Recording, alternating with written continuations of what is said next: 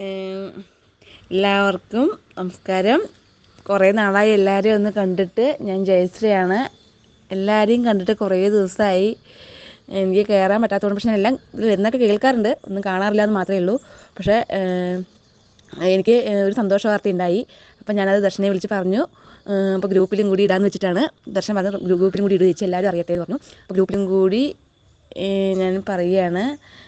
ഞാൻ എൻ്റെ ഗോൾസിൽ കുറച്ച് കാര്യങ്ങൾ എഴുതിയിട്ടുണ്ട്. പക്ഷേ അതിൽ 2 കാര്യങ്ങൾ എനിക്ക് സാധിച്ചു പറഞ്ഞു കഴിഞ്ഞാൽ, ഏട്ടനൊരു കച്ചവടത്തിൻ്റെ കാര്യം ഞാൻ എഴുതിയിട്ടുണ്ടായിരുന്നു. ഏട്ടന് നല്ലൊരു കച്ചവടം നടക്കണമെന്ന് പ്രാർത്ഥിച്ചിട്ടുണ്ടായിരുന്നു.